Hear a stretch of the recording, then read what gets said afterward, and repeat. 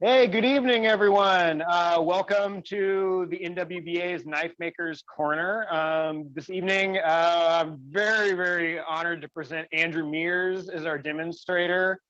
If you're not familiar with his work, you should definitely go and check it out. This guy is like one of the more talented knife makers out there. All the stuff he makes is just dripping with detail and beauty. And we're also really lucky to have co-hosts Dave and Andrea Lish will be kind of running the room, and our very own Billy O, who edits all these videos for you, is going to be running the chats and kind of asking questions come up. So without further ado, I'm going to pin Andrew's video and we'll get underway. Thanks for coming.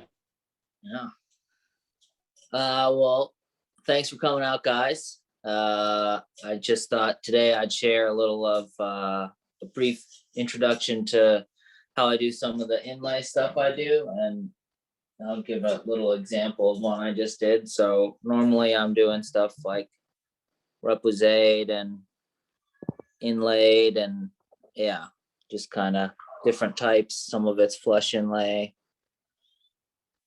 and some of it is raised. So today I thought I'd just do a little plum blossom, and I know it's pretty close in, so I'll try and stop as often as I can. I know it's difficult to see. I do most of the work by hand, and I use an assortment of chisels. Let me just get the camera here. Number of hand chisels, little hand hammers. Yeah, and then the chisel points are often quite, let's see if I can get that, quite tiny. Yeah. So,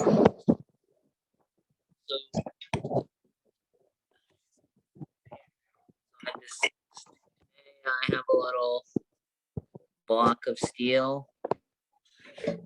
Guys, hopefully we can see that. Scooch over a little. I'm normally inlaying on steel. Yeah, that looks good, Andrew.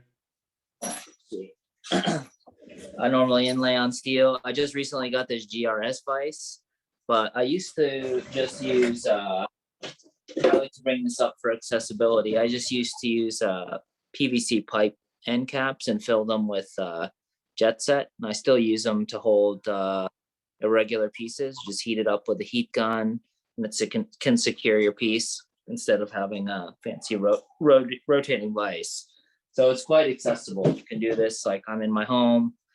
That's what I think is quite nice about this. And today I'm going to try and go quick, but have a little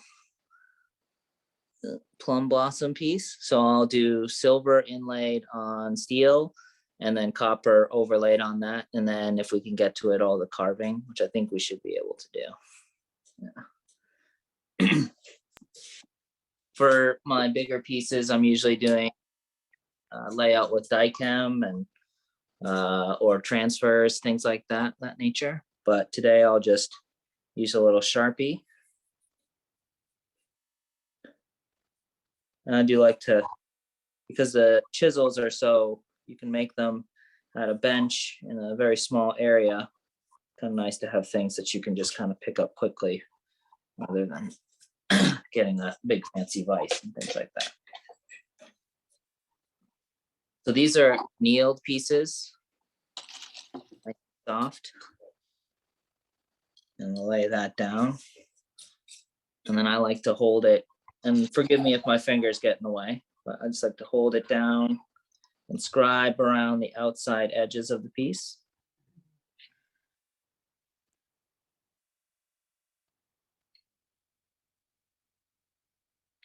So Andrew, where did you get started doing this?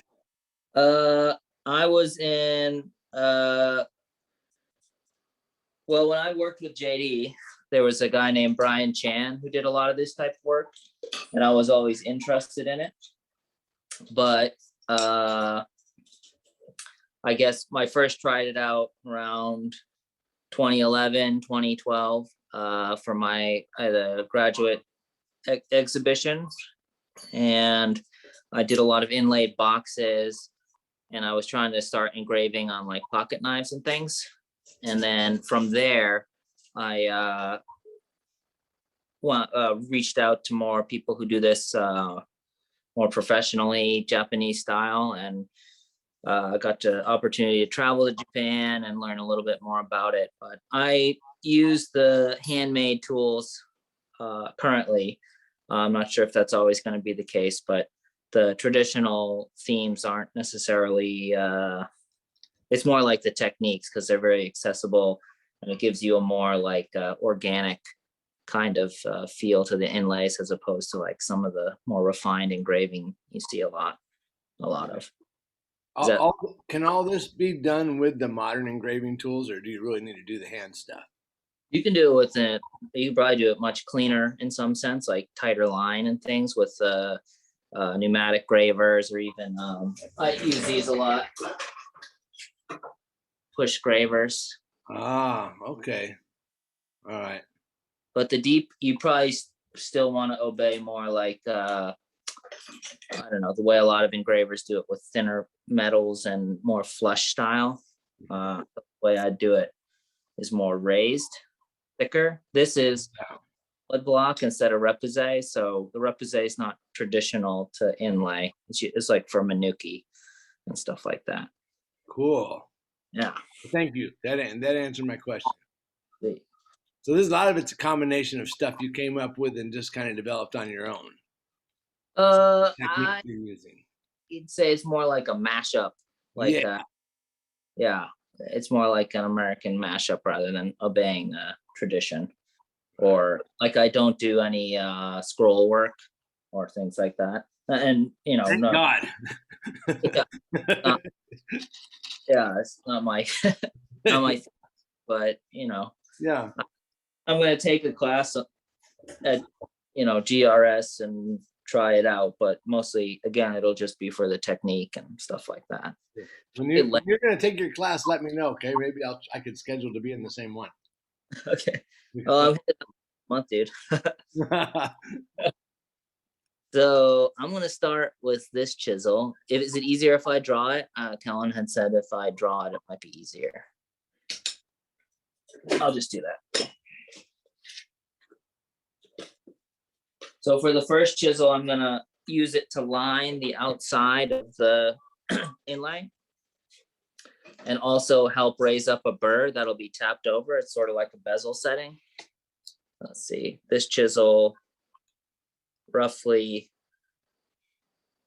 looks like that, and right, and then from the side view,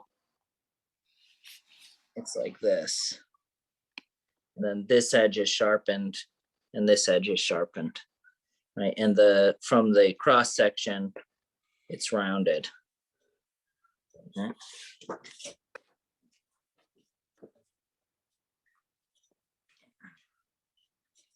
And normally I don't curl my wrist around like this, but just so we can maybe try and get a better view, I'm going to do that. Yeah. So when I come to the material, I tap it, and then I can either draw a line with it,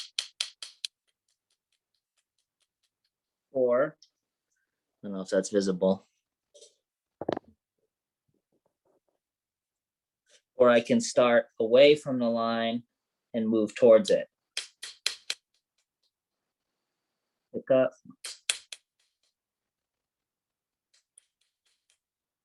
Truth be told, I like to just follow the line, but either ways work pretty well. This is just mild steel, nice and soft.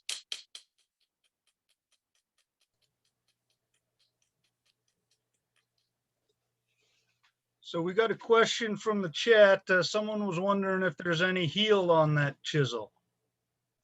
I'm not sure what heel. If you could clarify heel, I can maybe give that an answer. Okay, if I'll have to wait for it. Yeah, the question was any heel question mark. So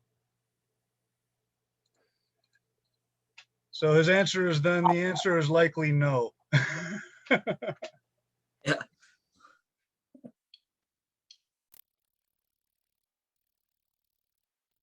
And as you're doing that, if we have another question about what was the name of the stuff in your PVC pipe end?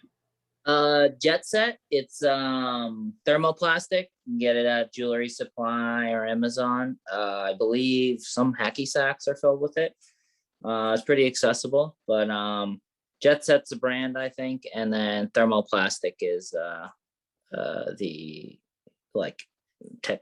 I guess what it is technically. Yeah.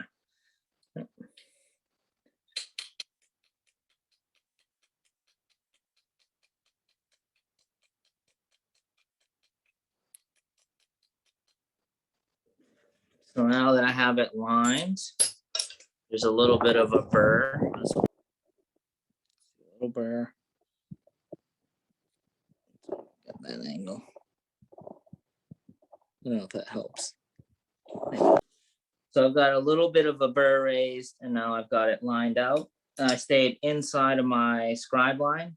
That way I can move towards it with another chisel as we move forward. But now what I'm going to do is I'm going to clear the background out. I'll just use a pretty standard clearing chisel here.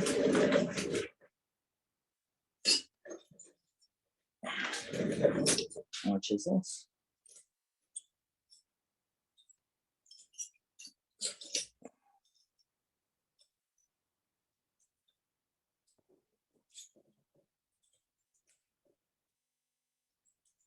Wind up amassing quite a collection.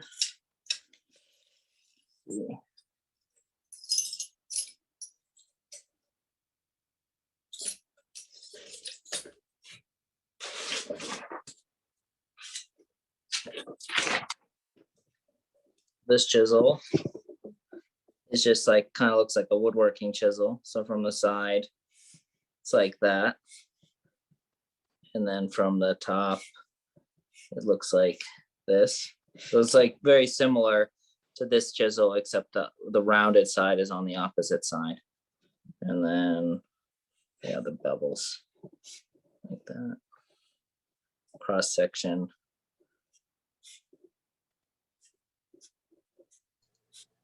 Like that.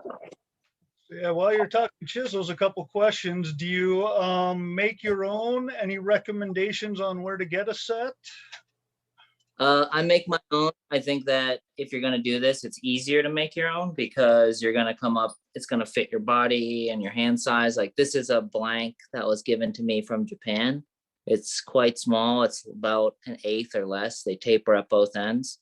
If you're already making knives, I just cut off ends of tangs or excess forging and draw them out. Well, I've got a little bit of heat left after a forging session.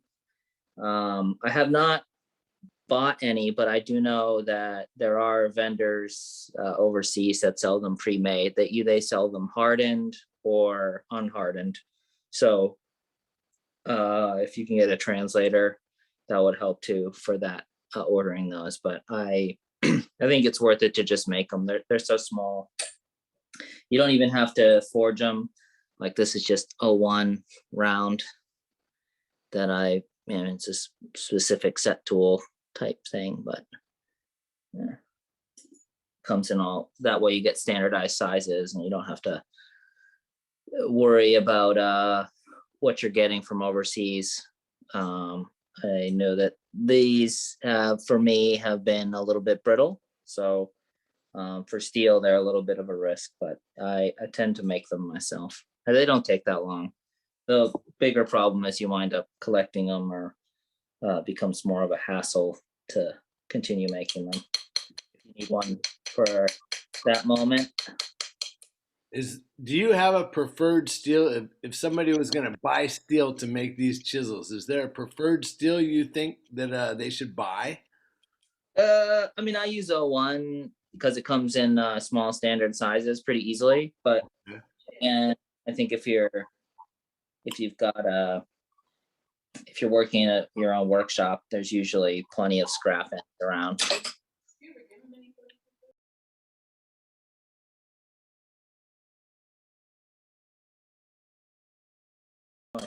And then for this one, I'm just removing a little area around the line I've carved. right? And then I'll proceed to clear out the middle sections in a linear fashion.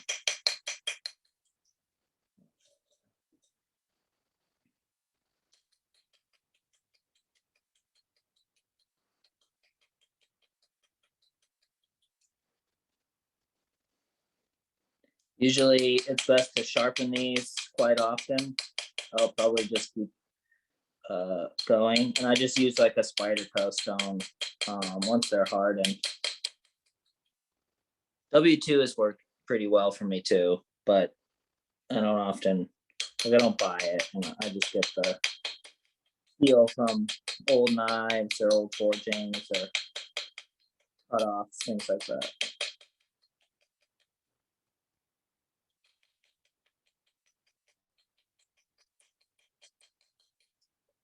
Now I've got that shaped out a little.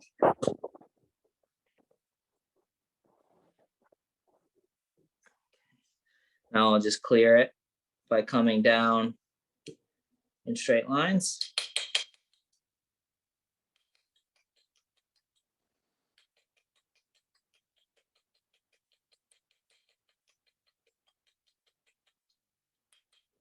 All right.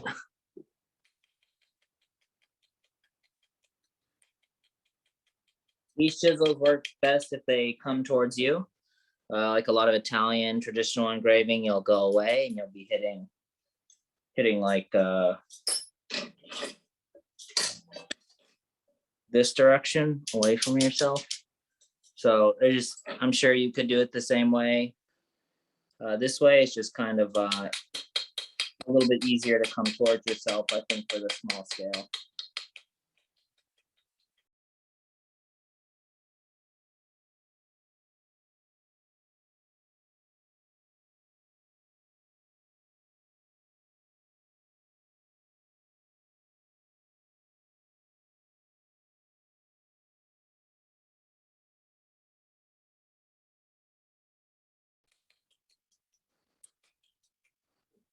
Okay. Just like that.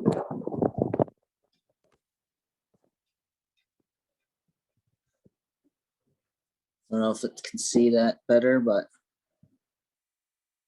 a little cleared out area. I'll draw it a little.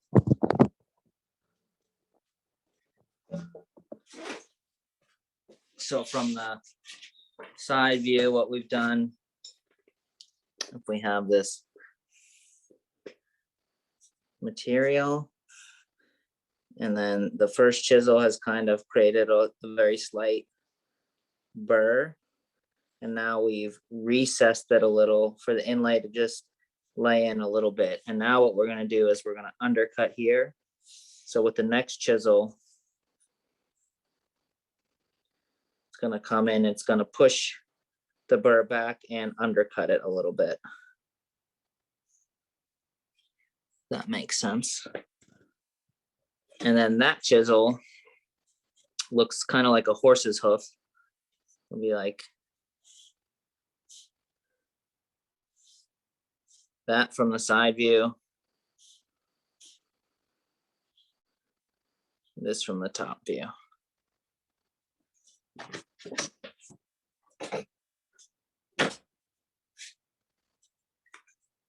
So, I'm gonna just double check this fit.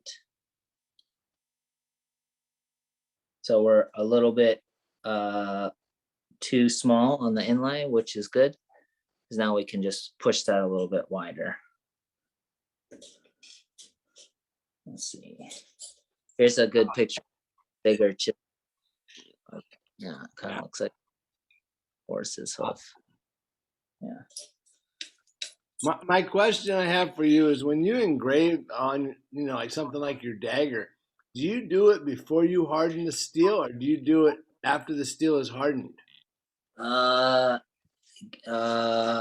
So for the dagger, let me just, you want me to grab it or? Well, I mean, if you just tell me, when do you do it? Do you carve on it hard, or do you do it before it's hardened? Yeah, so for like the signature, I do that all after it's hardened, and I make like little, I'll pull one out, little carbide chisels. Okay. I don't know if that's how you're supposed to do it, but like brazens, Oh yeah, right. Okay. and you have to grind them pretty small. For like where I'm doing the cameos, that is done. Prior to That hardening. No, it's done after too. So what I do is I get a carbide mill, and then I mill it out on the milling machine, and then to undercut it, I use a diamond attachment on the, or whatever, diamond coated Dremel attachment to undercut it, and then it's ready to go. And then I etch it first. I etch it, then I engrave it, and then I do the signature before I etch it, and then I do the other engraving after it's etched, and then I patina everything, and the inlays are patinaed last. Wow. Oh my God. That's crazy. And you have to, got to mask them off, because like if you get the Shibuichi patina on the steel, it like copper plates it, and that's a nightmare. Oh my. I mean, so this must have been a lot of trial and error. Yeah, I mean, definitely some guesswork on some of, like I guess when I learned a lot of it was in those pocket knives. I learned a lot of hard lessons that way. A lot of stripping, a lot of stripped handle bolsters, and yeah, ruined several guards. Like it's hard to get that. Once it gets plated, it's hard to like get the like the parkerizing or whatever you're doing to stick there again. For me, at least, I just struggled. So now I just take it a little slower and just kind of mask stuff off when I need. And yeah. So is that going to get one of your little glass tubes with one of your goodies in it as well? I tried, but what I need to do is find someone who will blow more like spheres for this shape, because I have a big on this one, but I have another one that's gonna get a glass piece, and it has a ladybug in it. That's my next one. And then I have a few that I did with garnets recently. Yeah, I want to be. You know what you need to try, Andrew? I really think you need to try this. Pyrex glass. If you play around with like the Pyrex test tubes, because I made all kinds of crazy stuff just with two torches blowing at each other. And literally, you could even close them off and temper them right over the flame. It's amazing. You could totally shape an oval out of a Pyrex test tube. That's cool. Do you need to do it in a kiln, or just kind of? I know, it takes some practice, but you really can get it super hard just by like bringing it off the flame gently and slowly. Oh, that's sweet. Yeah, man, I think you should play with it. Just go to your local hobby store and buy, $20 worth of Pyrex test tubes. Get two of those. Sit on the bench. The kind of trigger lock propane torches. Like the ones you get at the hardware store. Yeah, the ones you can pull the trigger and lock them on, and turn it. Yeah, just like that, and turn them down and blow the flames. Two flames coming right at each other. Stand back and start dancing over it. I used to make, dragons' heads, pirate ships, all kinds of weird stuff right over. It's crazy. And every once in a while, if you cool it too fast, it cracks. But if you're just shaping that, that's because I was drawing and adding and stuff, right? If you're just trying to collapse tubes, not a problem at all. Okay, yeah, I'll have to try that. Try that, dude. I mean, I think it might work for you. Yeah, with those dagger things. Yeah, and the Pyrex tubes come in all kinds of different sizes. Yeah, definitely gonna have to try that out for my reliquary stuff, because I want to do like metal frames over them. Yeah. And then I can like engrave on them, and I want to try engraving on the glass, because I have a friend who does that. It's not like. What about etching? What about instead of engraving, etching, like acid etching? You can put cool patterns on the glass just with acid etching. That'd be sweet. Yeah, you don't need to engrave it. Yeah. Yeah. No gold. Gold in glass. You might have to get Barry Lee Hands to help you with that.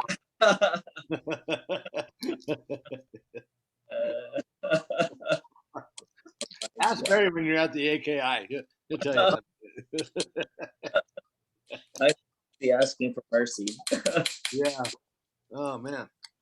I mean, if you can put it in pearl, I imagine you can put it in glass. Yeah, I was thinking, and especially that 24K. Yeah.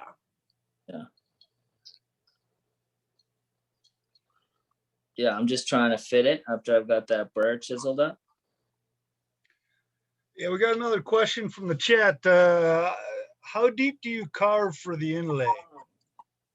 In this case, because I'm using, I think it's roughly like 20 gauge, I'm going maybe 20 thousandths. I mean, it's a total guess, but I don't have to cut it too deep in this case.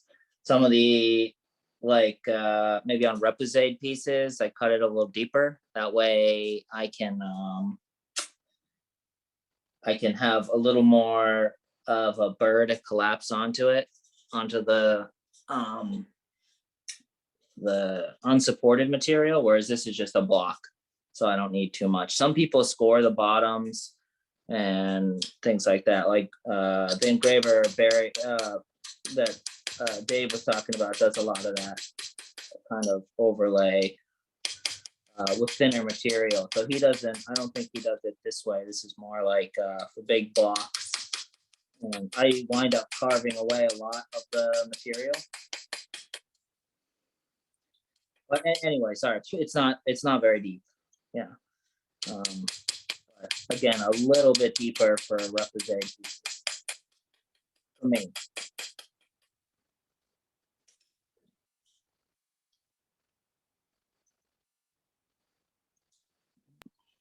So, Andrew, would you say the depth is 1/3 the thickness of the material? Yeah, roughly. I mean, maybe a little less than a third, Okay. but definitely it's tough because like with again with Reposade, it wouldn't be even close to a third. So it's kind of like Oh, washers for a folder or something. Yeah. Just checking the fit, so I only have a little bit further.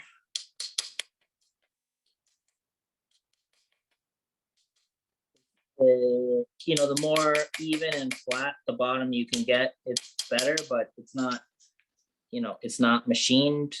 So it's kind of difficult to say. I kind of estimate, for me at least. A little bit more. Very light relief.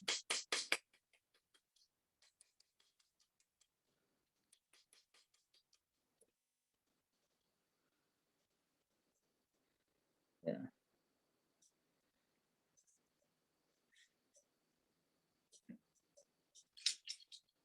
A little bit more.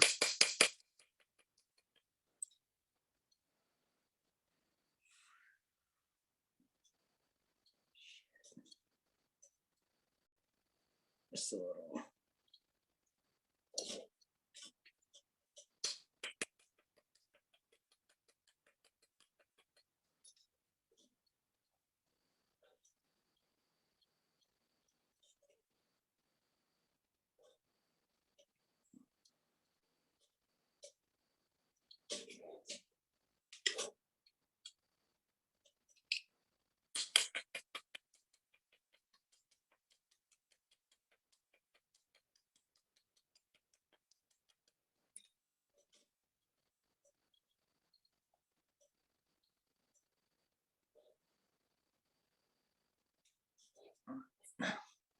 So we're ready to set that piece in there. So I'm just gonna grab a chopstick. So I take a little chopstick when it's closely fitted, and I just try and push in the edges. That way I'm not hitting too much on the fine metal and marring the surface or work hardening the material. That's kind of all set in there. So it's just fit inside the burr. So now I have to sort of make sure I can get the piece to stay in. I'm just gonna push this in down. So this piece is nice because I have little areas where I can indent. So I'm gonna take a sort of like a rounded fuller. A good way to describe it. And I'm just gonna tap in the corners, and then I'm gonna try and go ahead and circle the edge of the burr down, and then I'll come in with another flat tool, and it's like a flatter, and then I'll go ahead and finish off that edge. And then I have a scraper, which I'll use to clean up the remainder of the edge, and then we'll move forward and do the copper inlay part. You can kind of do this the way you change a tire, so you switch to the other side, especially on more complex pieces. I'm just gonna lightly tap in on the corners so the metal kind of folds, the steel kind of folds over the fine silver.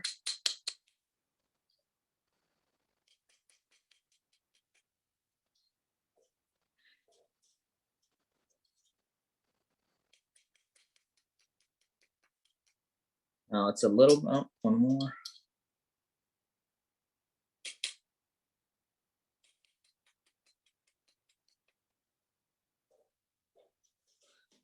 Difficult to see. So now I've got a little bit of registration and a little bit of retention. I'm just gonna come over and start to tap that burr in.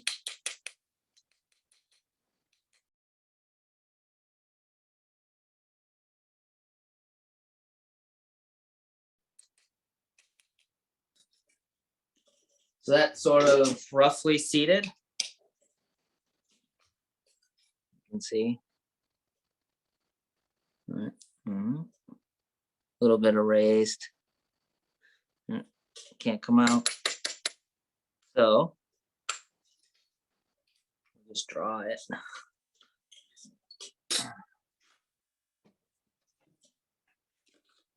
So what's happened here is we've placed the fine metal inside. This would be touching at the bottom.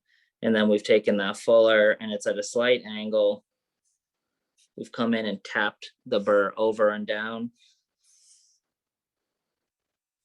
So now what we have is the inlay in there, and it's still kind of like radiused in there. And that's why I want to come in with a flat bottoms tool and sort of tap that edge over before I proceed, just to secure it a little more and clean up the edge. Let's see.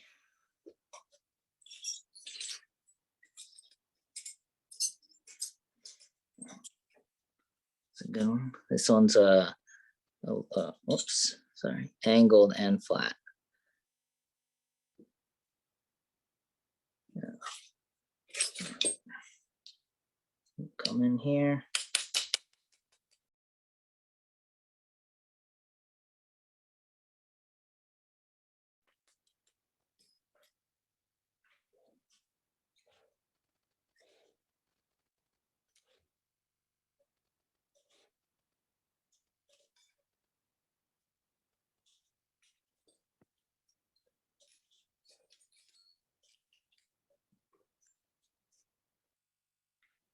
You can see there's like flush area around now where I've tapped.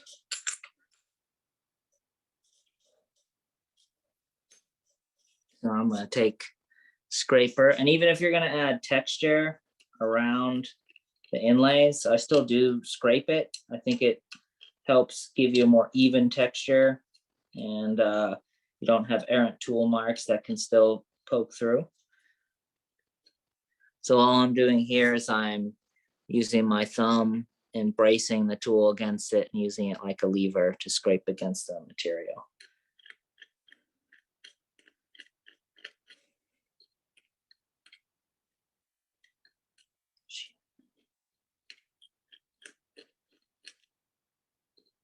Sort of like a dental tool.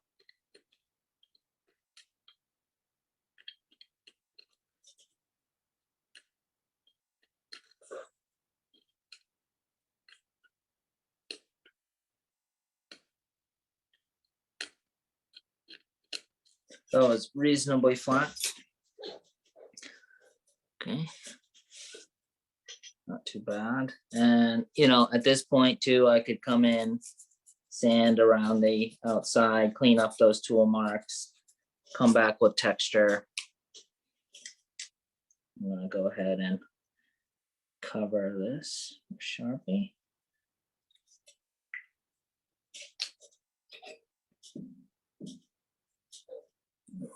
Lay my copper center down. And again, scribe around it.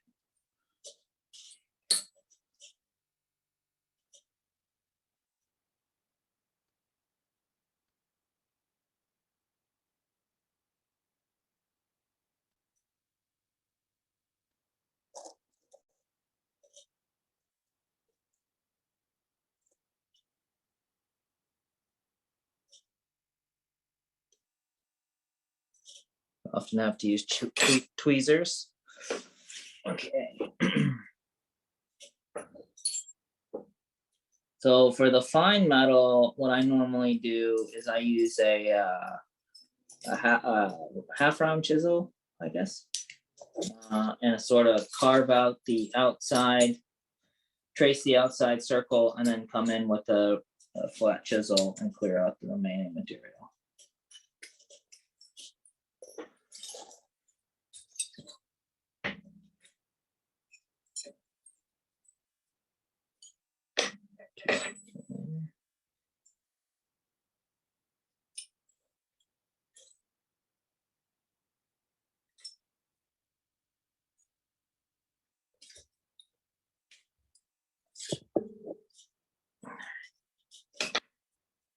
So it's a little different. I'll draw it.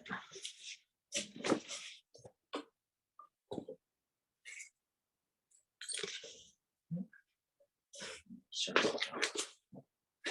Sorry.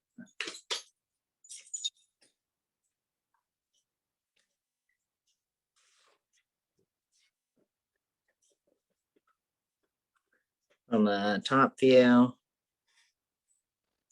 like that. Whoops. All right, and then from the side view, like that. And then it cuts a circle. So, yeah. Because it's a little, I keep it a little wider at the top than it is at the bottom for this cut. It's exaggerated, but that way I get a cut, a circle cut that's more like that in the material.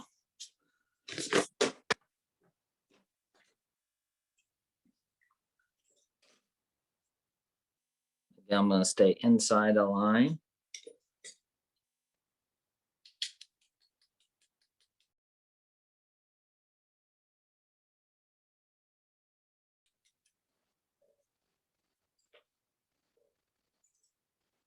I'll just take vertical passes with the same chisel.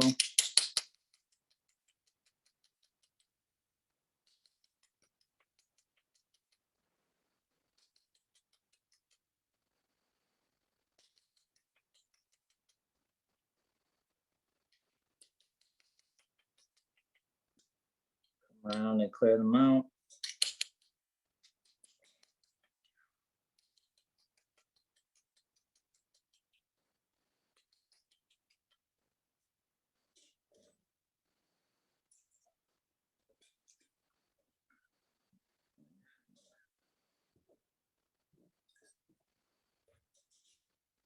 The tiny is 3/32 flat chisel. So they get pretty small. I have a few that are 16th inch too, which is really small. Just getting between the lines where the round chisel leaves little ridges.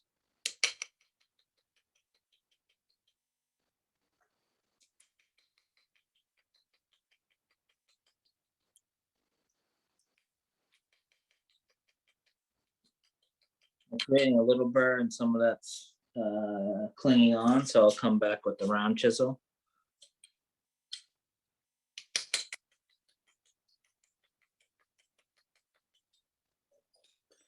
And scrape it off if it's still clinging on.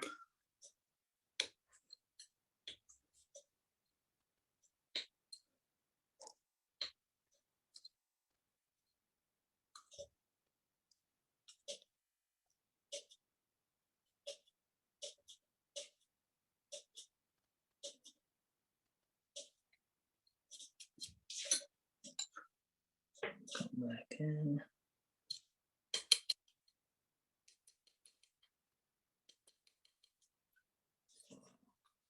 Now I'm gonna come back with a different tool, but it looks like again, like a horse's hoof.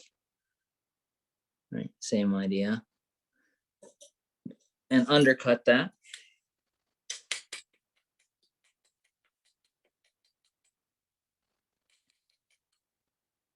And on both of the fine silver and the copper, I did file a slight bevel on them so that they sort of, I guess, sort of dovetail into the material a little bit. There's a couple of ways. Some people dome the bottom, and that way it fits underneath what you cut, but I tend not to do that when it's this small and when it's, you know, fine metal like this.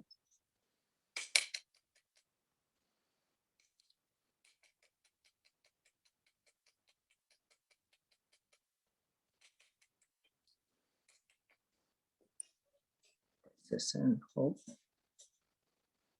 And grab some tweezers.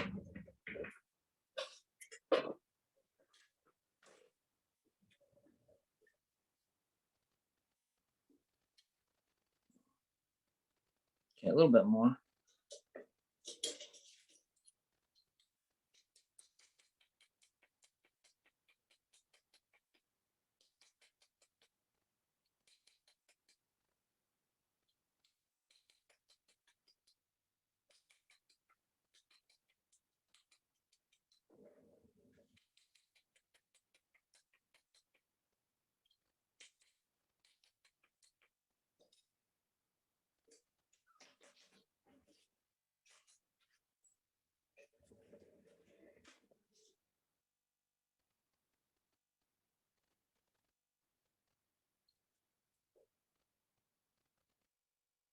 It's looking pretty good.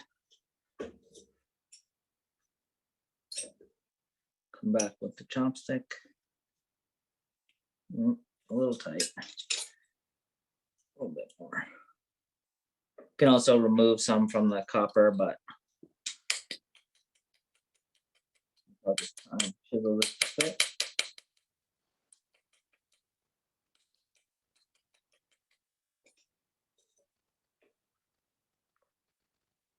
Okay.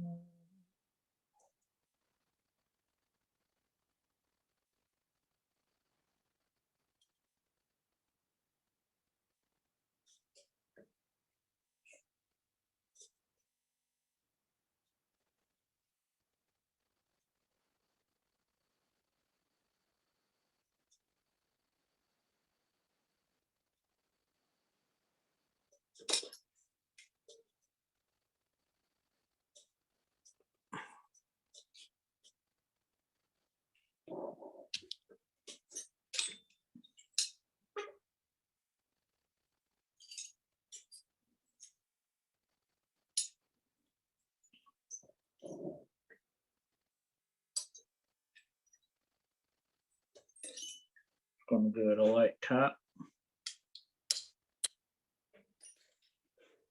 And we got that guy in. Thank goodness. I would have smacked that thing down in there a long time ago. that blacksmith urge in me wants to just like Is this though? Now I'm going to take a different tool, and this one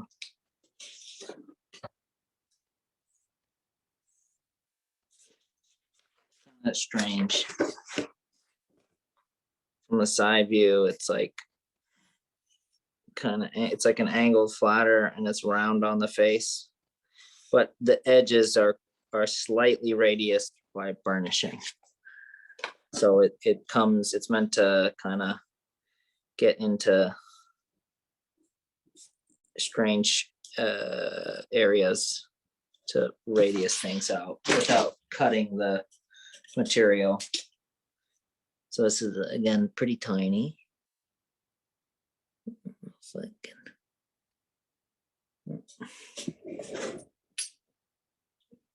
yeah, again, kind of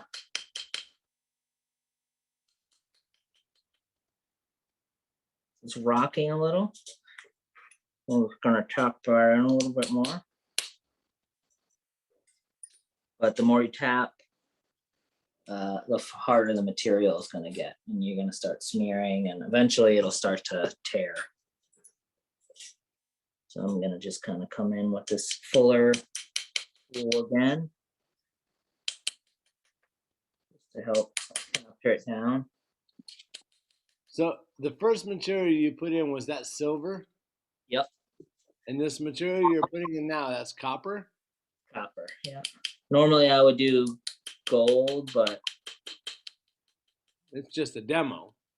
yeah.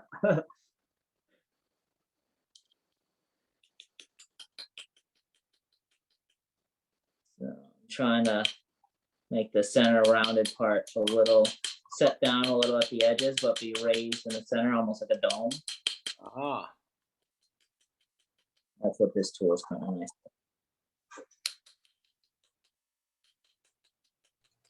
So here's your forging, Dave. Yeah, he's forging it. And he's work hardening it right now. So the whole thing, the copper's got to be getting kind of hard at this point, right? Yeah, and hopefully, like, I don't know if you can see, I'll take it out. You can see the tool marks a little bit. Yeah. Yeah. Oh, yeah, there you go. So I won't hit the middle anymore for now. And now I'm going to start shaping the petals. And this is where I like totally deviate from, I just kind of like wing it, I guess.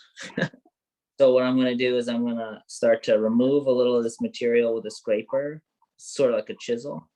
This one. They come in a lot of shapes and sizes.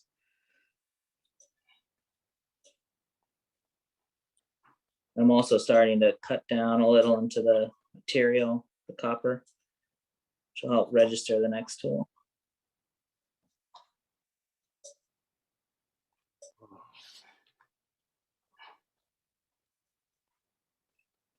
Okay. And now I'm going to come in with a rounded liner.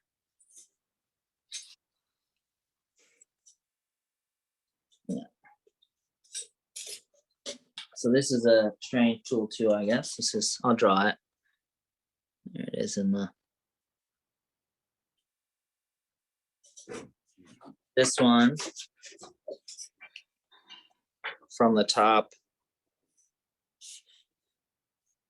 It's like that. And then from the side, if it was facing you, it would look like this, like a C with a dish. So it has this big trough running through it. And then on the back side, it's angled. So it would still look like that. Just be rounder. Right. This is hard to see with the drawing, but let me see if I can come up with a better one. It's like cupped.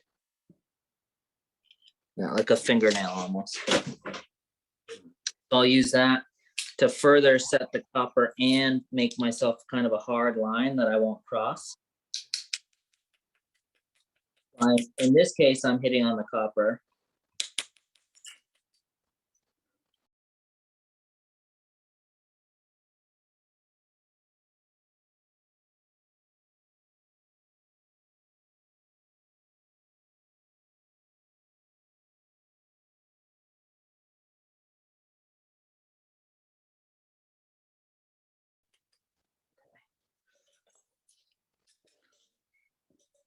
So now what I want to do is I want to start to make those petals more like a cup.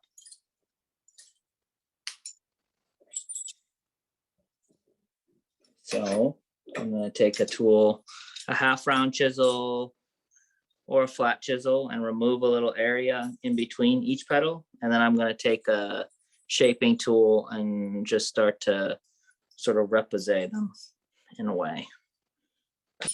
Because I'll use a half round first. I'm just going to clear away a little at each petal.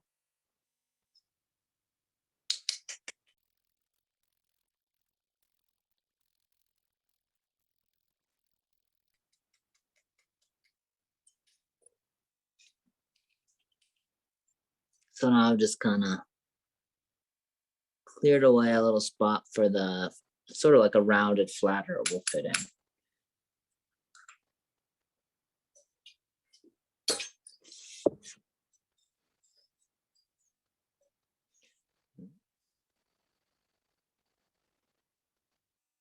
Now I have a place for the tool to register. And we're just gonna tap down and push out to sort of make the leaves have a little more depth and petals have a little more depth and definition. And it helps push the material out and over and gives a more depth to the effect.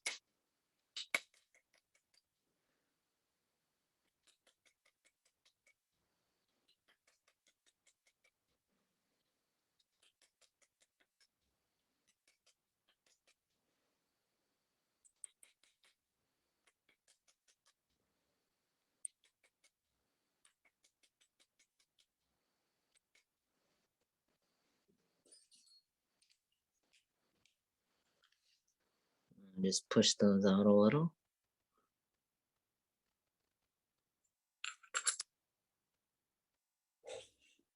I'm gonna chase them a little bit more.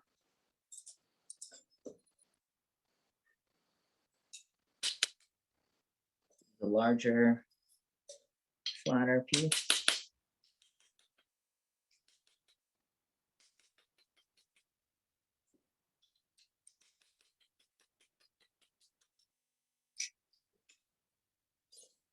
I'm gonna use a scraper to clear up the hard edges of the petals.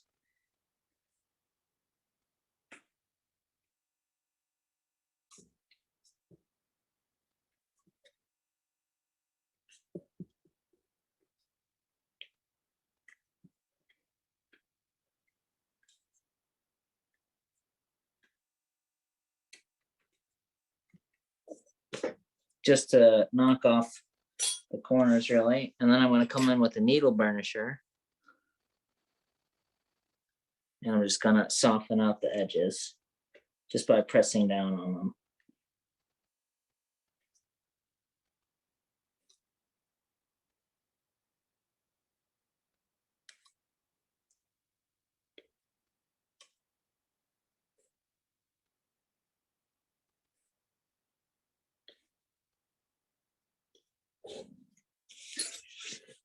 I'm going to come in with a liner and give the petals a little bit more definition. Radius.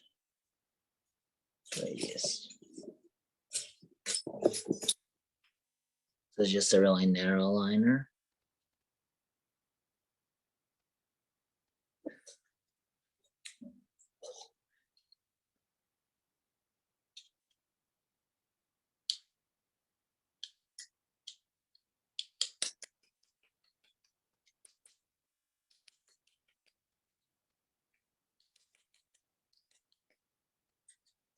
I hit my background material.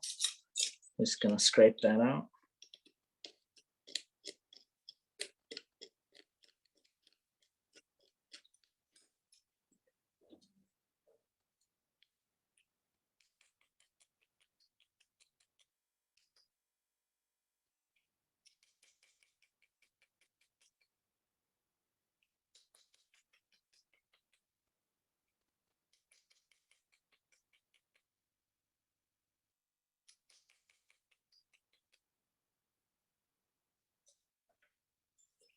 I'm gonna come in with a piece that looks like an L. I'm just gonna adjust the inside of the pedal.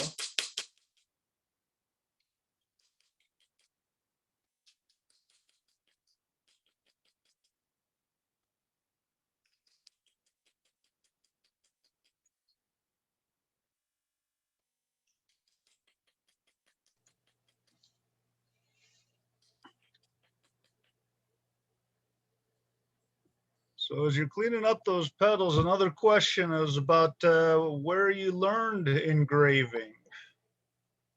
I was fortunate to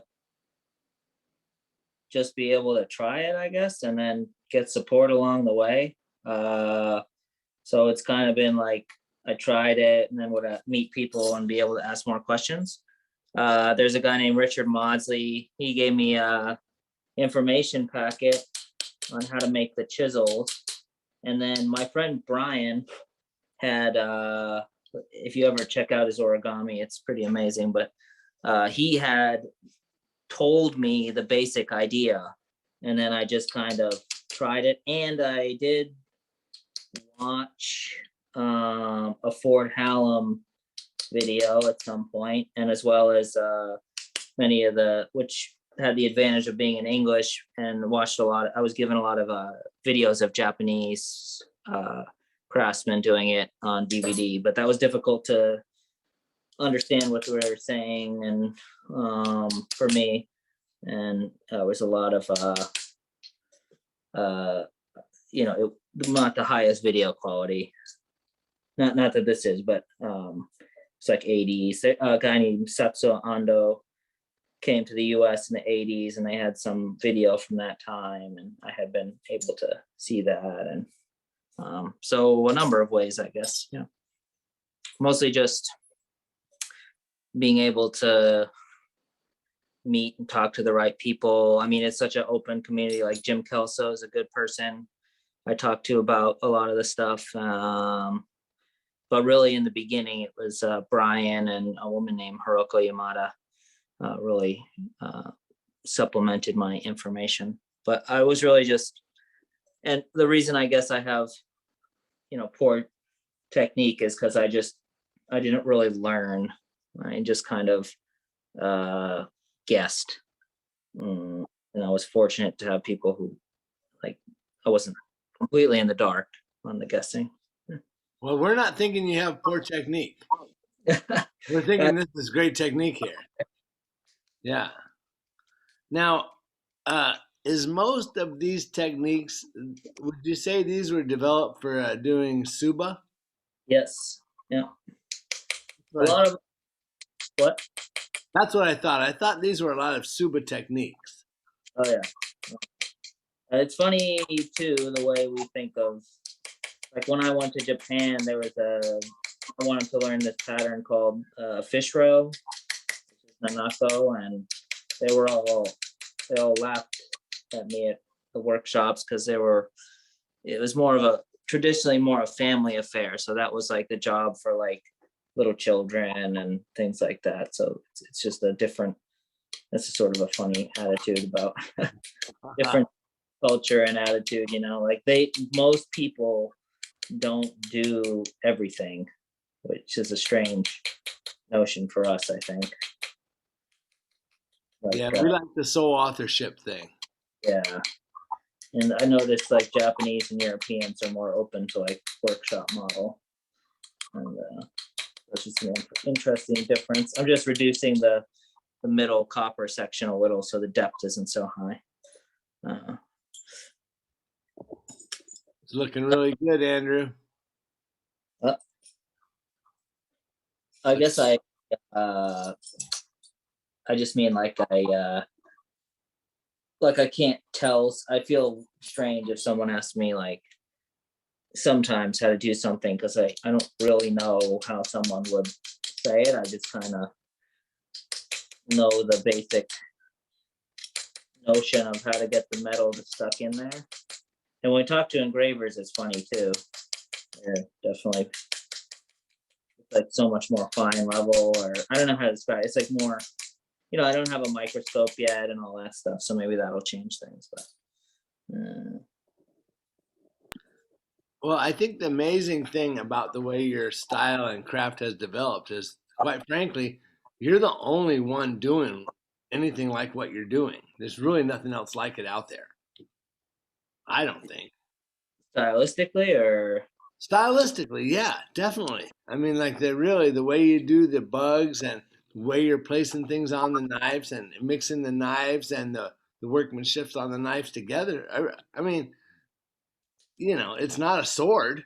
You're using the medium in such a different way. I think that I think you're the only one doing it. Do you know anybody else doing anything like it? I feel like it's hard to say, like because some of the Russians have something kind of similar, but it's the same thing where it's like somebody made the knife and then somebody else did the raving and somebody. Yeah, they are doing some crazy raised gold and raised stuff like that. They But really are. The one person thing is sort of different. I was just teaching. It's interesting. I was teaching Damascus last week, and people. It's interesting how you have to blend in knife making. You have to blend the well, you don't have to, but in our world, you blend the hot work with the refinement, the grinding, the shaping, filing. And everywhere else, you just go buy a blade and then do your thing. Yeah. That's weird. Like, oh, like, do you know Zaza? I've heard of him. Yeah, Zaza was like asking me to make steel for him at one point. I mean, casually. He was, he was polite about it and everything, but I was like, I don't know, dude. Like, I kind of need it. I can't. Well, there's some famous U.S. knife makers that I've made steel for. David. I've made many dagger blades for him.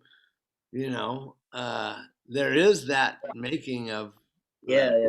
blades for other people when you have time, but I don't always have time.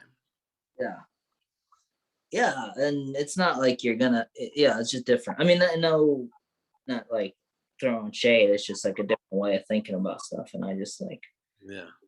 If I make it, I'm like, oh. Yeah, I want to use it. I gotta use it. All right. This is You've been making some crazy cool Damascus lately. Oh, thanks. I'm trying to come up with my own, like more my style, like a style. I've been kind of struggling with that. I guess. Just gotta keep playing. Yeah, and definitely trying to work with some optical effects. Mm-hmm. And my kind of next, well, hopefully in the, Kyle Gahagan. Oh yeah. I was gonna go up to his shop and kind of play around, and I was gonna try and do some stuff with chatoyance in the mosaic and try and see if I can. Yeah, it's funny, man. Chatoyance is a funny thing because it's actually really easy to get in pattern steel, and in mosaic, it's a little bit more difficult. Right. That's my.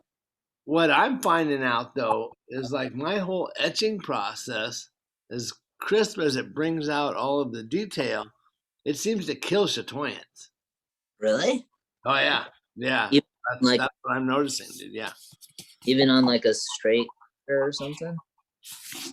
Well, it's just my process, and the finer you go, the more chatoyance you're gonna get.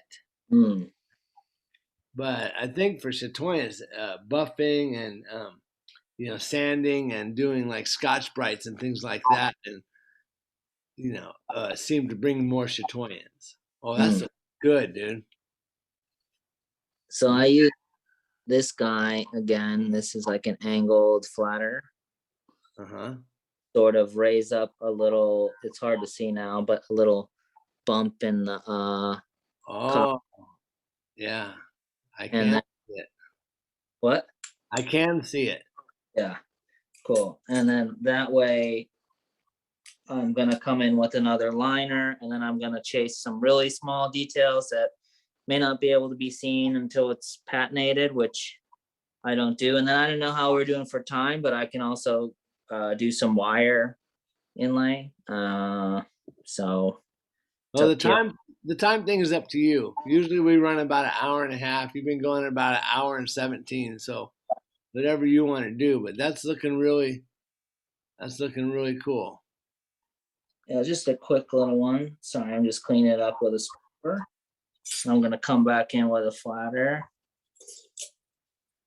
I'll do maybe I'll just do a short wire, maybe like 1/4 inch, 1/2 inch, something like that. Put a stem on it. Yeah, good idea. Yeah, something coming out, and it's just be straight wire, but maybe we'll try and give it a little flavor. So now just touching up those leaves, getting them a little broader. What I need to do, oh, the texture. So I have a little special, this is gonna be too small to see, but so sometimes I'll go through the process of making this one. This makes little dots. So from the side of the material, it would look like that. And then from the tools side, what I do is I take a dap, very tiny, and then I put that into some material, right? That's wide, but this could be tiny. This could be like 1/4 inch. And then I'm going to grind that away until I'm left with a dome shape underneath. So by the end of the day, it looks like this, but you can't actually see be very difficult to see the shape it's going to leave. So this leaves little like dots, and this is a small one, but this is that fish roe pattern. So in this case, I'm not going to use it like fish roe. I'm just going to go around the inner ring of the copper and just kind of stamp little textured marks.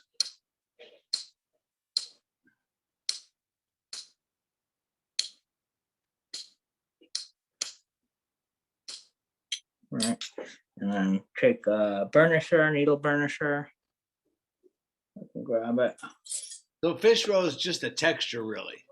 Yeah, it's like little dots. I don't know in Western engraving what they call it, but it's on a lot of backgrounds. Mm-hmm. Stippling. Stippling, yeah.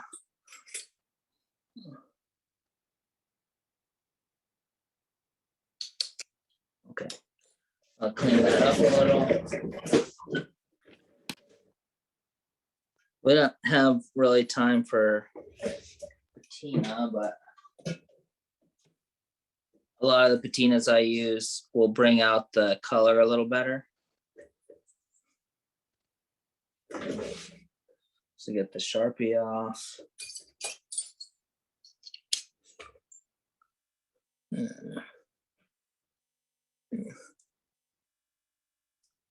Get a little texture and some detail on the leaves. And what I would do normally is continue burnishing a lot of these areas and finish this out. But a lot of the way I do things is a little less refined. So I leave a lot of like the tool marks, which isn't always, it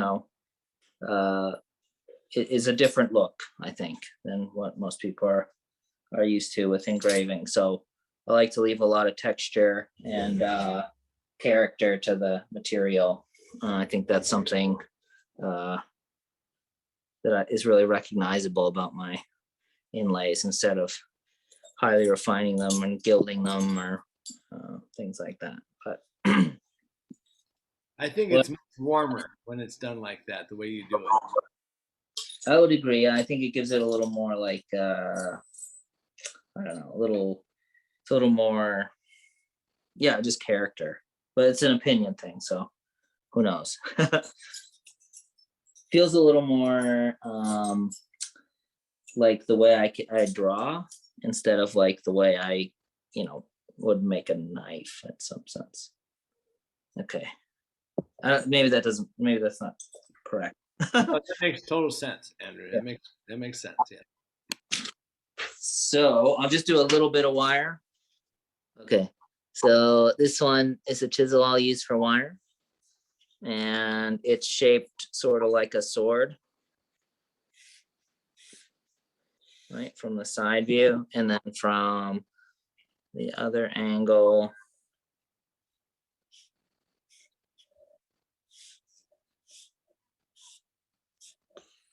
Looks like that. And then this dimension here is slightly underneath the thickness of the wire, but very slightly. Not like if it's 15 thousandths, it'd be like 12 thousandths or something. It's very imperceptible. And I do that by making it the same size and then sharpening it down. Ordinarily, I think I'm just gonna freehand this. No, I'll lay it out a little. We'll do it a little bit curved. All right, lay it out. And you would want to do this before if you're going to connect it to the flower ordinarily, but we'll just go with it. I've got some fine silver wire, and you can see I've made a little curved line. And what I'm going to do is I'm going to lean one edge of the chisel against that line and use that as a reference to move towards the flower. So I'm gonna set my starting point, and then I'm just gonna tap straight down, and then I'm gonna tilt the chisel and start moving it towards the flower. I'm taking a very little bit at first.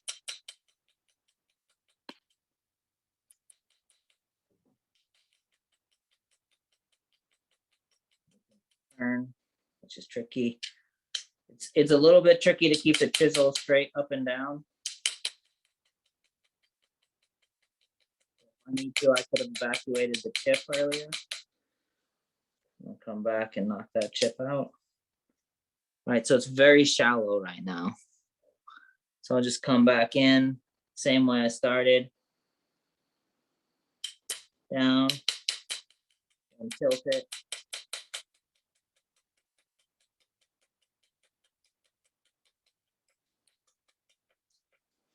In this case, it's going to be a little bit raised. So I'm pretty, not too much depth, 2,000. My chisel has tilted a little, so I'm going to have to just come back the other way.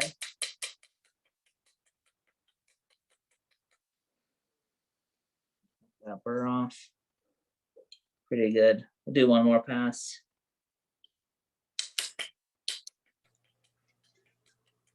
So this is basically the same thing as with the flower, raising a burr and such. This way, you do not have to raise a burr per se. If you have straight walls, like the material, if it's fine metal, will stay in. So like if I'm doing wire and I want circles, I'll drill a hole the same diameter as the wire I'm using. So like number 22 for 22, so forth. And I'll just hammer it straight in and scrape away the excess, and it'll stay in there as long as there's no corrosion. So you can do it this way. So with straight walls like I've done, but I would score the bottom, which I'll do. I'll score the bottom of the trough, and you can also undercut the sidewalls. I'll do both, I guess. So what I'm going to do now is just raise a little burr on the outside of the flower, or the end of this wire. So that does have a burr. And then I'm going to come in on the edges with a regular chisel.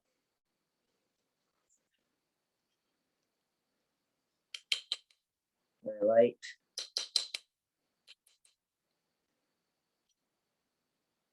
Better have ones that are inside radius and things like that.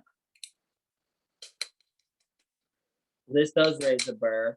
I don't find this, I seldom do this way. I just usually score the bottom.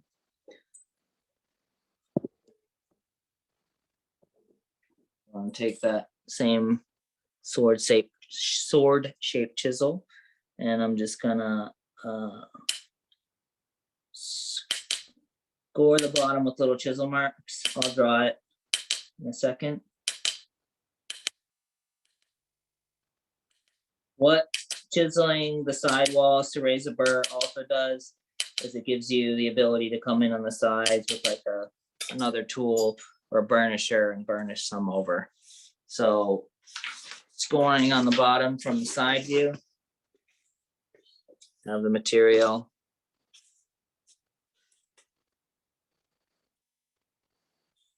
So I've undercut here and then raised burrs. Very close, as close as I can. And this also has an undercut. And that way I can set the wire in. And that way, when I use another tool to tap the wire in, I'm going to try and go this direction to have it help grip it sort of like Velcro.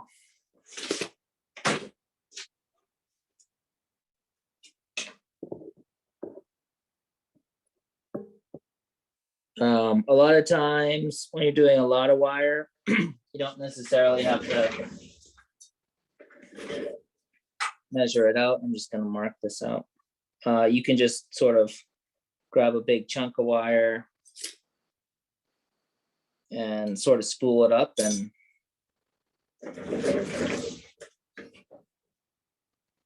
move along the piece.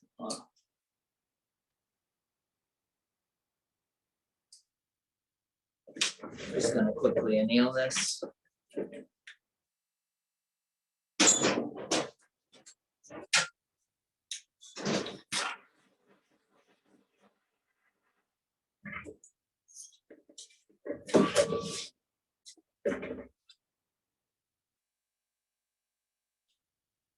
So, nice little chunk.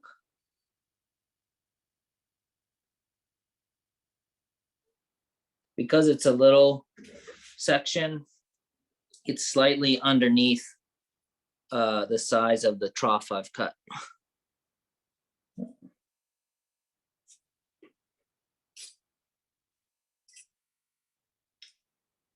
Take a flatter next. We're just gonna, gotta realign that.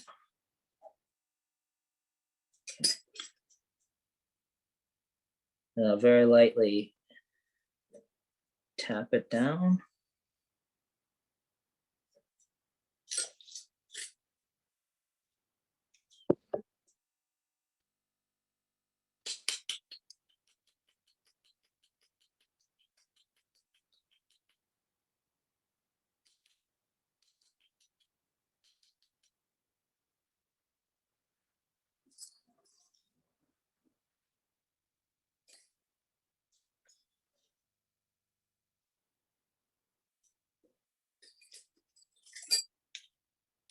Gonna go the other direction now.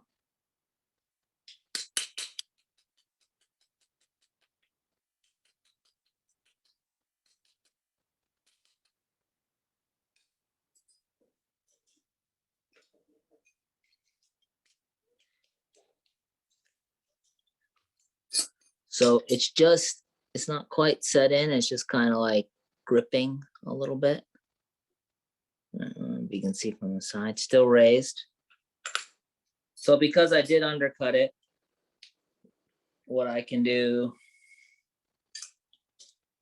from the side very carefully is take an angled flatter and come in on the edges.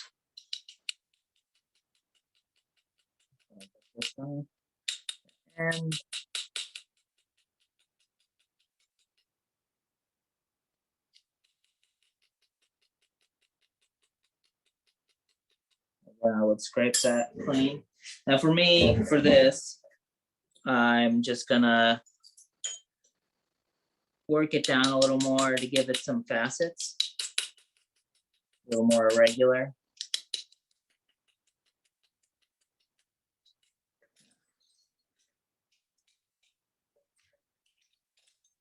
And yeah, that's kind of it.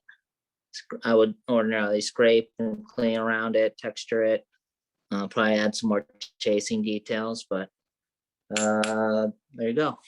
Yeah, hold that up there so we can get a picture of it. Wow, it's so pretty. All right. Very nice. Something quick. And again, it's sort of, pretty easy to do at like your home and in your house. This is my little bench area. Well, I have it set up for this, but yeah, it's pretty accessible, which is kind of something nice. Bench tour. Oh, I've been watching that piece. Is that also for AKI? Yeah. So Wow, and that is. Oh. That's inlaid same way we did. Uh-huh. A little trickier when it's hardened. I just got to come up with a theme. Yeah. So you're still going to engrave on the rest of that. Is that hardware Damascus? No. I've been what? Oh no, I just are you going to still do more to the hardware? Oh yeah. That's why I gotta wait because I don't have an idea yet. Uh-huh. Wow. It's like kind of a thing shape. it's really sick. Well, man, that's just so cool with the fuller and the the subhill. I mean, that's just an amazing piece. Wow. Interesting grind. Even setting the blade, that's some of that new stuff you're playing with, huh? Yeah. Oh, man. Yeah. This one came out nice. Oh yeah, that really. See, so the green is the Subuichi. Shibuichi, yeah. Subuichi, yeah. Wow. That's so cool, dude. Yeah. And have you already done the garden stuff for that, or still working on that? I can grab them if you want. They're stainless, which has been an interesting challenge. Oh, yeah. wow. I'm not casting my own alloys.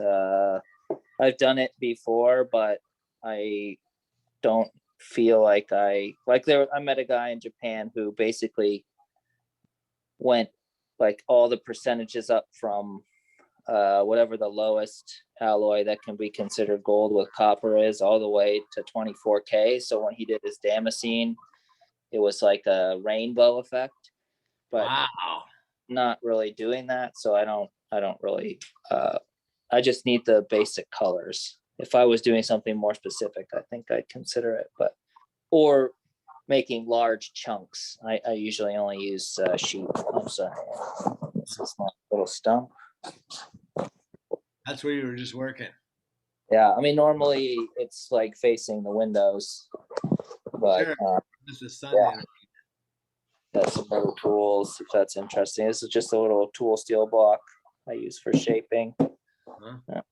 Got my jeweler's saw.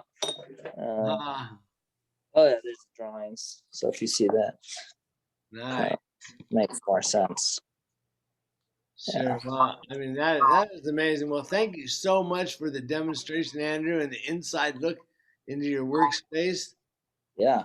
That is awesome, man. And thanks everybody that joined in to watch. Yeah, thank you so much, guys. Yeah, let's catch up sometime, man. Yeah, man. Yeah. You mind if I post some of this on my storyline? Give you some No, props? dude, for sure. I'm gonna do it. I always do. I just thought I'd check. Thank you. Cool. Right on, man. Everybody. Thanks, guys. Have a good evening.